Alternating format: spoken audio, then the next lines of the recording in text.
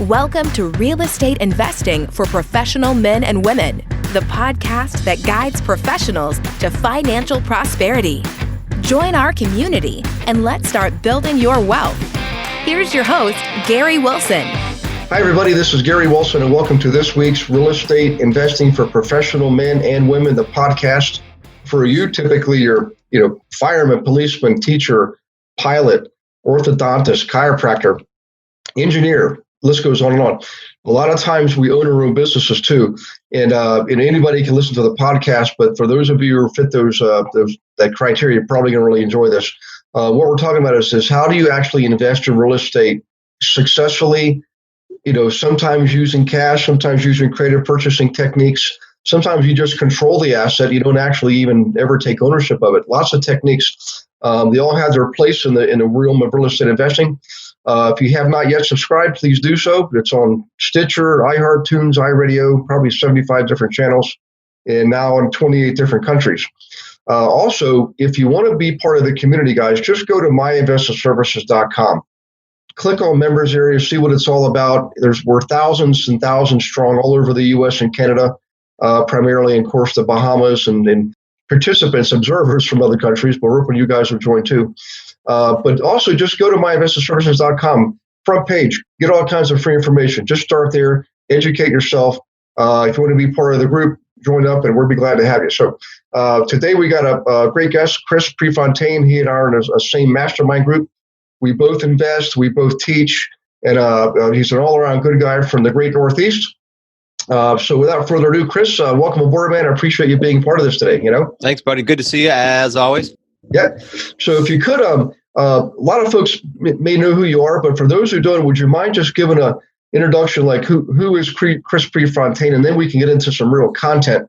And I think your story, your background will really draw people in, Sure. And you can go back to any piece, Gary, just let me know. So I'll give you the 10,000 foot view. I've been at real estate now, I'm going to date myself here, but 28 years. Started off doing some, what I call spot building, single family homes. We would actually put a sign in someone's yard with permission, of course, get the package sold, pre-sold. I was never a builder, but I teamed up with one. And then we'd build the home, and every sub and landowner would get paid at the very end. It was a pretty cool thing. I don't think you could get away with that now, but we did that in 91 for a few years. Bought a Realty Executives Franchise. So I put my broker hat on from 1995 till 2000. Sold it to Coldwell Banker in 2000. From 2000 till 2008, till the great debacle, the crash, I was doing my own investments, coaching people throughout U.S. and Canada. And then, of course, when the crash hit, we had a part-time, almost a full-time job trying to wind out of all that crap we created. That was literally from 2008, February-ish, till 2012. But that caused us to then go out and re-engineer, recreate our entire business, which is now buying and selling on terms. So we do lease purchase, we do owner financing, and we do sub-2. Those are the only ways we buy, and we exit mostly rent to own, and of late, some owner financing with the buyers going in the properties. We do that around the New England area with my son and my son-in-law. And then we also do that by locking arms with students, we call them associates, around the country doing deals. So all total, we probably touch 12 to 15 deals a month now. Awesome. Well, I'll tell you touched on a couple of key critical strategies, lease to own or lease option, rent to own, buying on terms, subject to. Let's just pick one like purchasing a property subject to. For those who aren't familiar with these terminologies, maybe describe one of those if you're able to. If it's a closed transaction, it's public information. Maybe one you've done yourself. To give them an idea of what exactly is you're talking about when you say that, because I think people are going to be fascinated when they hear this. Yeah, so I'll hit you, and I'll give you a prelude to that for the new person. And Gary, you may or may not agree, so you let me know. Okay. For the new person, I'm big on not putting money in deals. So the lease purchase works good. But you start buying sub-2, you are going to have some costs. It's not astronomical, but you're going to have some costs. So what does it mean first? It means Gary, let's say, is a seller, and he has a house that he's either saddled with debt or he's moving out of state, or there's some life event that happened. Unlike the other methods where it's not always a negative. Usually, not always, usually a sub-2, something caused it. So one we're doing right now, let me give you this live example. It's a divorced couple. My son-in-law, Zach, put this together. It's not far from here on Cape Cod. and they were already separated. The loan was in, let me think now, the loan was in both the names in the house in one of them, or vice versa. So we had to get paperwork signed on both ends in different directions in different states. And we are closing on that house coming up here at the end of the month. And the loan, subject to, the loan stays in their name. That's what sub 2 means for the new person. So the deed transfers to us, the loan stays in their name. This one got a little more complicated. And again, not for the new person, but this one had arrears. Not crazy. I think it was 2 months, like $4,000 worth. So we agreed to catch up the arrears and take over the house. And so now what are our other costs? Our other costs are we have to pay the transfer tax. They have no money. It's not a pleasant divorce and they have no money. Now they both individually cooperated with us just fine, but they don't cooperate together. That's not happening. So I think that's what you meant. I can go back to any piece of that if you want, Gary, but let me say this one kind of a topping note. We create, for the new person in the experience, we create 3 paydays every deal. These are super profitable deals that we talk about. There's $75,000 for us as the average. Our students run like 45 to 150, sometimes higher, per deal with 3 different paydays. Pretty cool. Well, that is pretty cool. So an example of that, another example we used to use, and we still do actually, it's actually becoming very popular right now because of tight inventory. A lot of people are renting. There's a shortage of housing in a lot of parts of the country. So people are renting, they're staying renters. Because prices are going up. As demand is high and supply is low, prices go up. So one of the things we tell them is you can offer the seller, basically a wraparound mortgage, which essentially you purchase the property. The old mortgage stays in place, and sometime in the future you've paid them off. You take over the property if that's what you want to, if you want to live there, or if you're an investor like you do, you can turn it over and lease it out to another tenant. And you profit, like you said, at least 3 different ways there, So maybe talk about the 3 ways that they're profiting. What are the 3 paydays on a deal like that? And then maybe we can talk about a buying on terms type deal, something like that, Yeah, I love it. I love the owner financing if we want to go there next. And I'll do the paydays because the paydays would be the same because it's the exit on all of these. So the paydays would be, payday 1 is we collect a non-refundable down payment from the tenant buyers. And I want to make a big distinction here. There are mentors, Gary, and you probably know who I'm talking about, plenty of them, that publicly online will say, well, put a rent-owned buyer in there and who cares if they have a cash out because you can collect another deposit. Okay, legally true, morally and ethically stupid in my opinion. So we vet these buyers first. These are buyers that need time, not glorified renters. So they're buyers that are self-employed or they had a legitimate divorce, death, job transfer. So they need time to either increase their seasoning time with the bank or improve their credit. With that in mind, we then take a non-refundable down payment if we approve them, and we have a mortgage-ready plan that they're following to cash out. The non-refundable for us, payday 1 averages around $28,000. Sometimes it's upfront, and sometimes it's a plan. And then payday 2 is a difference between the outgoing mortgage in this example with the sub 2 and what we're collecting from our tenant buyer. Our average is not huge. It's like $308, I think, right now. We have some students as high as $1,000 a month per deal. And then payday 3 is real neat because this is where a lot of people don't understand. On payday 3, you get a few things. You get the markup, of course, in the property. We're going to mark up this home. And then we get on the entire term while the tenant buyer is paying us, we get all that principal pay down, right? Because we own the house. So payday 3 added to the other 2 I just gave you, depending on the term, averages around $75,000 for us on those deals. Awesome. That's not a bad day's work, Nope. So and I love. I just that one of the big reasons I love real estate is number one is there's almost no barriers to entry. Anybody can get in this. And there's also no like magical glass ceilings like you have in corporate America, which I used to be in. The fact is, the only thing that can hold you back is you. If you've got the ambition, you're willing to learn. My gosh, I know people personally, like in the case of flipping, doing 200 some odd flips a year. Just the sky is the limit. That's why I love this business. So if we could talk about maybe another strategy like the term, like buying on terms. And I've worked with people, and almost the last guy I worked with was in Tennessee. People think, well, does that work here? Does that work there? It works everywhere. But the fundamentals never change. The market may be different, but the fundamentals don't change. So maybe give an example of that if you don't mind. Yeah. Owner financing is a neat one for us. And owner financing, for the most part, and there's exceptions to everything I'm saying, right? But for the most part, Gary, our owner financing deals are free and clear deals. So the owners have no debt. So the opposite of sub 2, these guys usually aren't stressed. If they needed money, they would have pulled it out already, right? So they're usually very financially savvy and set up. So we do a lot of them. And for those of you thinking, well, why would they do it? And how many of those are out there? There's about a third of the properties in the United States debt free. In fact, I talked to a woman, you'd find this one interesting. She was in Naples, Florida. I was a mortgage broker. The number is much higher here. It's like 53% debt free homes. Not a bad pond efficient. So here's what we do. We structure a selling price that's usually all of the market value, because you're going to get all the principal pay down on these payments. There's no interest. We make principal only payments every single month. And we go at least 4 years. Now we're starting to push our terms way out, 10 and 15. Now, you do the math. I'll give you a house that we did. It was in Pennsylvania with a student. The price, I'll give you round numbers. Price was around I think it was $425, if I'm not mistaken. We paid this guy $1,500 a month in principal only payments. I think it might have been $1,540. We turned around and did a rent to own with a buyer for, I think it was like $2,100. Now every month, let's say it's a 4-year term, every month you get $1,540 coming off principal. That's a major equity builder right there.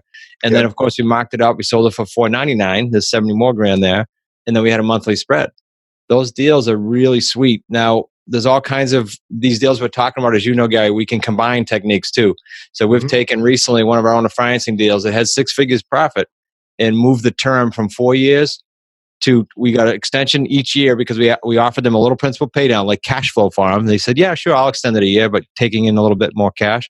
And then recently we changed them to a 15-year extension by adding some interest. There's all kinds of combinations you can do without getting confusing, but these are the basic deals that we've always done. And then we start getting more creative.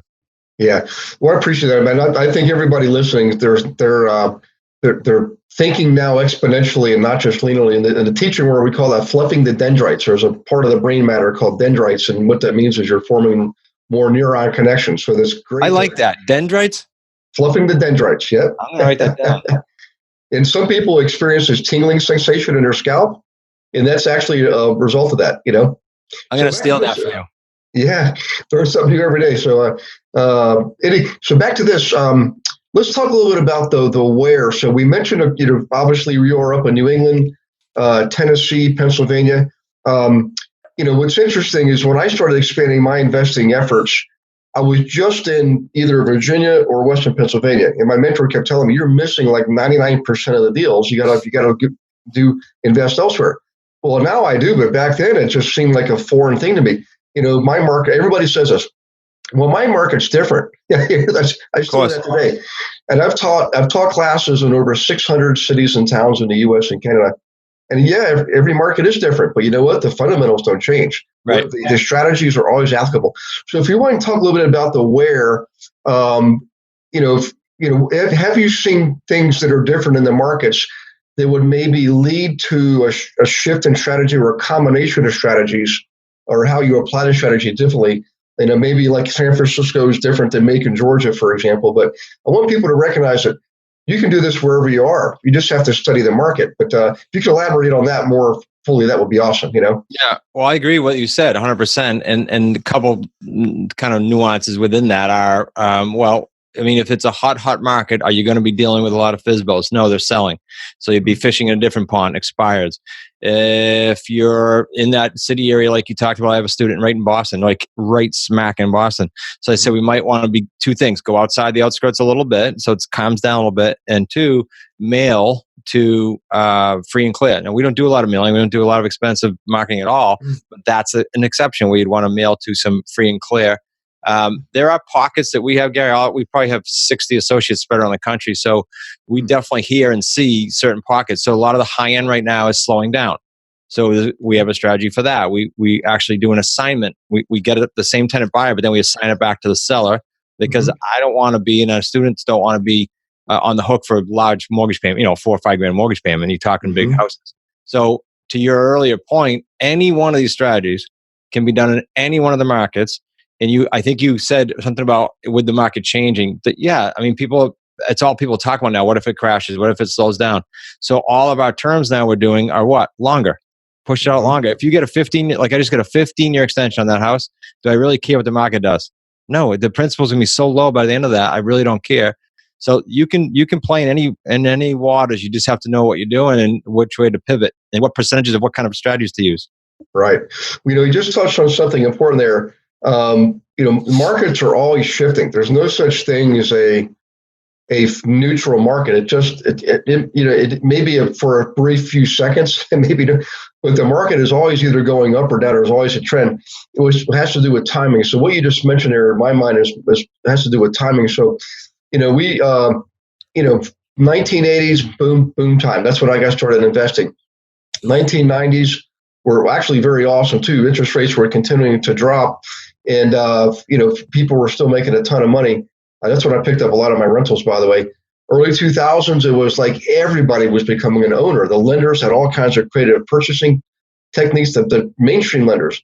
Then the recession hits, and now we've been in one of the longest recoveries in the history of the U.S., and it's still going strong. I don't think, quite frankly, I can't predict the future.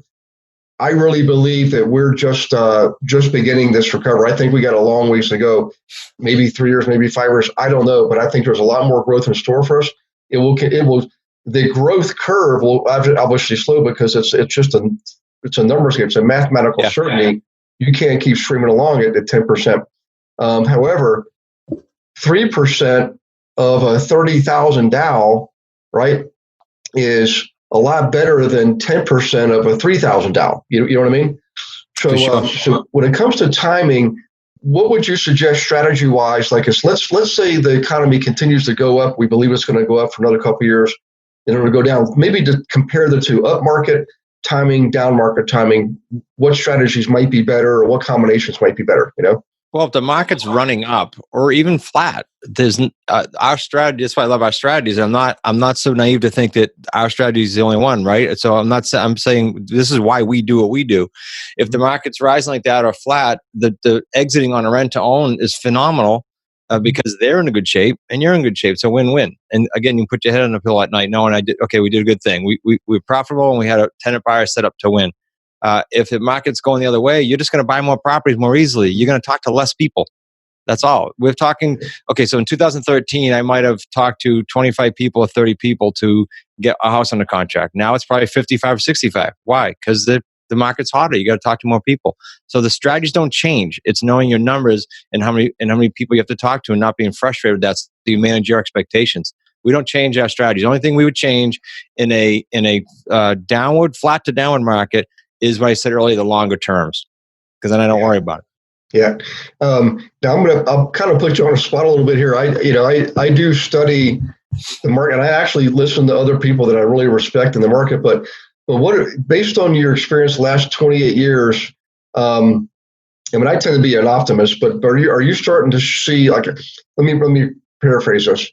I have seen some slowing down or pulling back a little bit in some of the bigger markets that recovered faster. I am seeing some of that, but I'm also seeing a lot of areas where it's just screaming right along. So what are you seeing and what are you thinking maybe like in the next year for 2020, if people can anticipate or be prepared for that? Really, what I'm trying to do is how can we help them prepare, and what are you seeing in your efforts?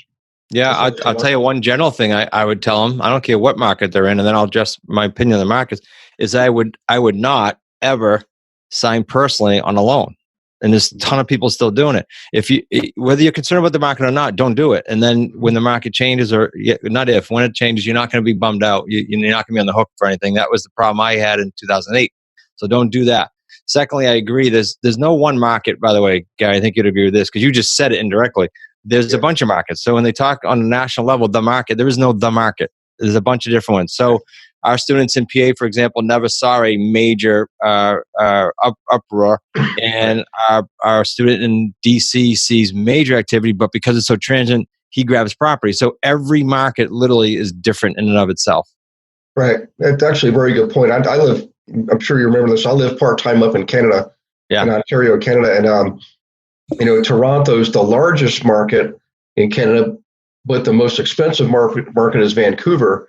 And yet back around Toronto, there's dozens of small little towns in the outskirts that are half or a fourth of the pricing that you would pay in Toronto. And a lot of the laws, the thing I like about doing this is I can go to England, I can go to Australia, I can go to Canada, I can go to New Zealand. any English speaking country is going to have very similar laws, Right. customs. The it's all based on Old English law. So financing, a lot of it's insurance. It's almost the same. So when I expanded myself here in the United States, I realized, well, why don't I look at these other countries where everything is very similar? So in any case, back in the States here, there's markets I go to, like Dayton, Ohio, were extremely low priced relative to most other places in the country. Flint, Michigan, a lot of people are still, I saw it on the news this morning. Somebody said something negative about Flint, Michigan. It's a shame because they don't actually have a water problem. They have a water pipe problem. Okay. Yeah. It's not a water supply problem. It's water. Somebody said something about polluted water. I'm like, you're wrong. It's the pipes. Well, they just got a major government grant from the current administration to fix and replace all the pipes. So now all the savvy investors, if you watch it there, look, people are outbidding each other now for all those older, bigger buildings, 10 units, 20 units, 30 units, things like that.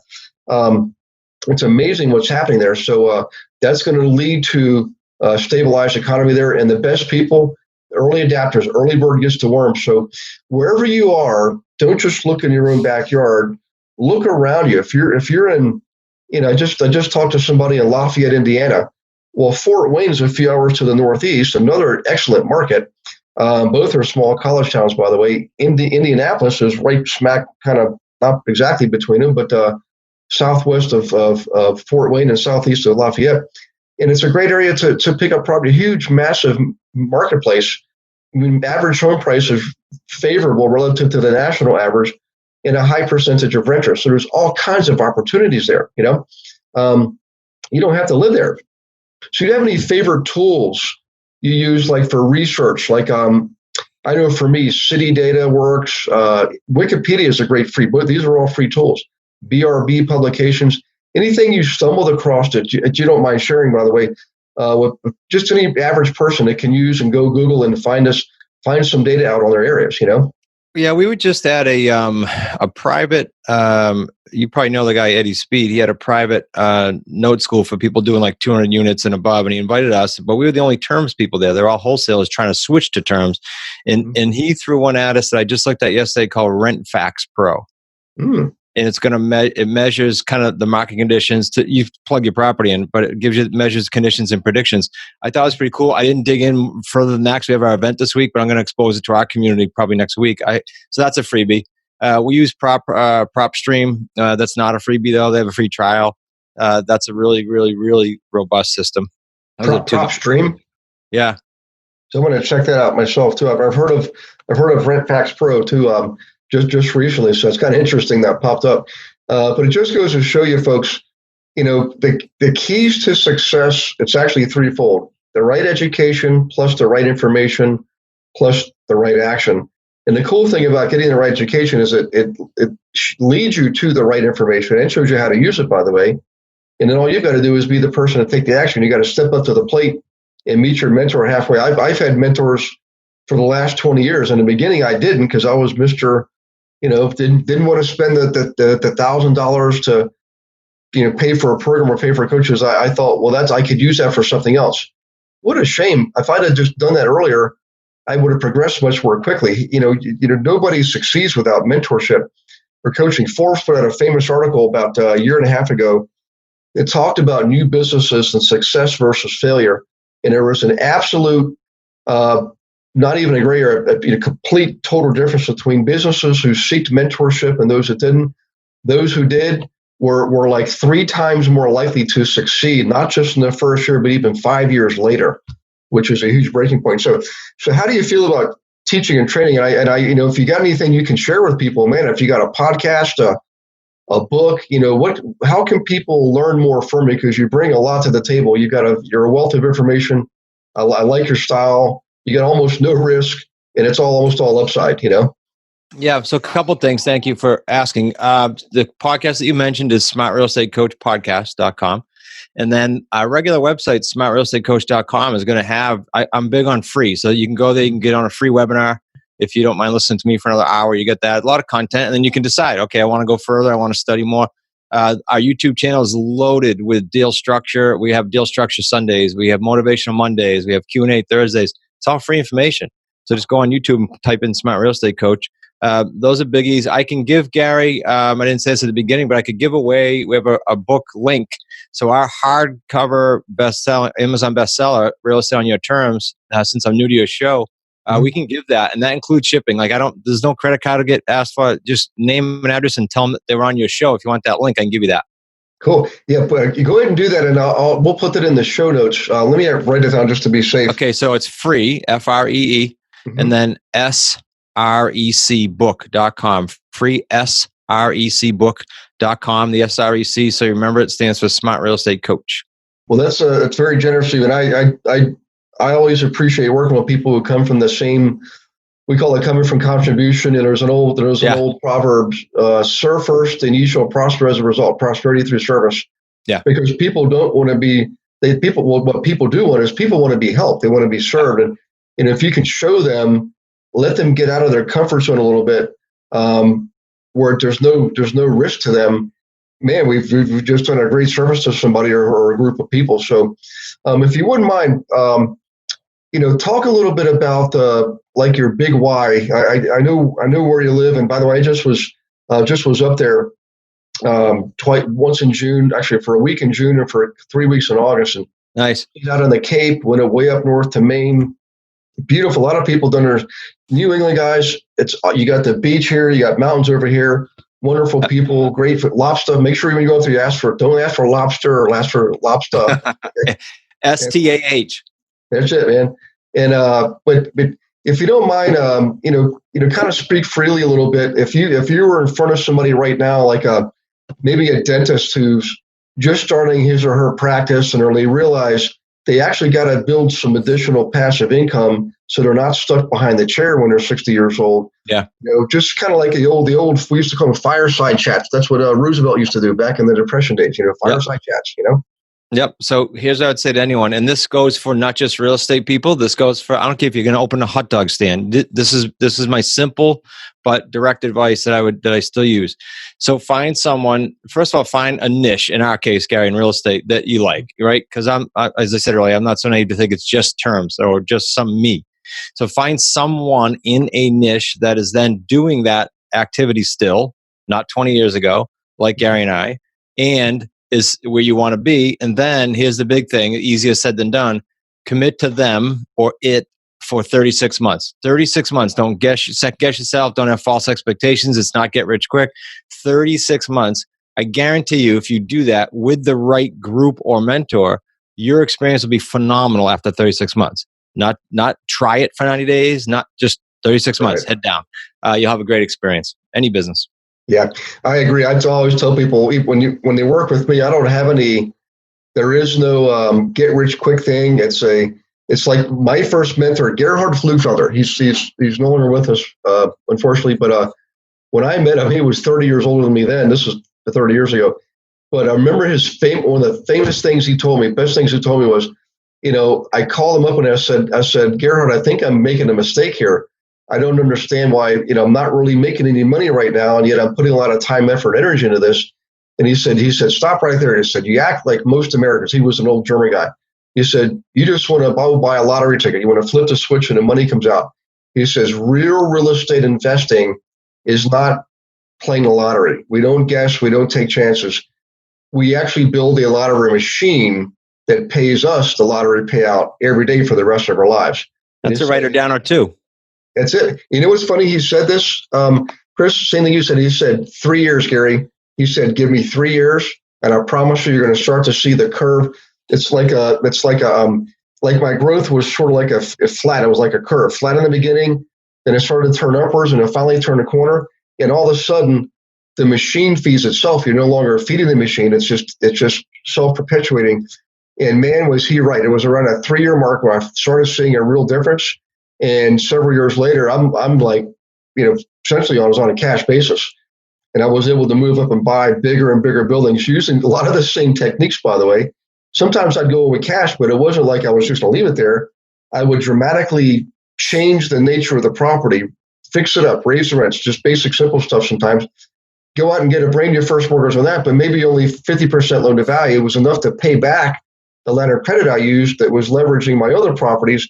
So essentially got this thing free and clear with no money. And I had another income producing asset to my bottom line. And the lenders were willing to increase my line of credit, my commercial line of credit. Right. And what I'm saying is there's all kinds of strategies, doing a lot of the creative stuff at the beginning. That's how a lot of times we get started. Everything you described there, that's exactly what I did. My first property, I assumed one mortgage, refinanced the second one, and gave the guy a mortgage for a third mortgage for the remainder of his equity. And I borrowed, by the way, used the money from an E-bond. I also did an advance on my paycheck. I did everything there. My first property was with a guy named Socrates, my college roommate. His dad was a Greek immigrant, and he helped to structure that deal. He was a famous investor in Richmond, Virginia, and he knew all these creative techniques he learned back in the 50s. A lot of people think, well, all this stuff just came up in the 80s. No. It came. What goes back in the 50s? And guess where they got it from? It goes back literally thousands of years. Creative purchasing techniques. I read a book, Gary, last year when I was in Stowe, Vermont on vacation, and the gentleman was doing, I think it was Carnegie actually, was doing lease purchases and master lease purchases in the late 1800s. Yep, imagine that. Right. So in any case, so I'll tell you what, Chris, I really appreciate your time here, and I appreciate you sharing your expertise most of all. You're a great guy, generous, and I appreciate you making that offer. So everybody listening, and we'll be in the show notes, but free SRECbook.com. You got it. And check out some Chris. He's got some other books. I mean, some great reads. I've got the first one myself, actually, so I can vouch for it. But for those of you listening, I think we speak for all of them, Chris, and we say thank you from the bottom of our hearts. Again, if you haven't subscribed, please do so. Real estate investing for professional men and women. And also go to myinvestorservices.com website. Just plug yourself in, grab all the free stuff you can get, and join the community because we have a lot of fun. And we network, we joint venture, we get to meet people like Chris. In fact, Chris does. He works with his students too. So, Chris, thanks again, brother. Thank you, buddy. Good to see you. Yeah. Everybody else, take care and God bless. And we will see you on the next show. Bye-bye. Thanks for listening to this episode of Real Estate Investing for Professional Men and Women. Be sure to go to myinvestmentservices.com to join our community and start building wealth today.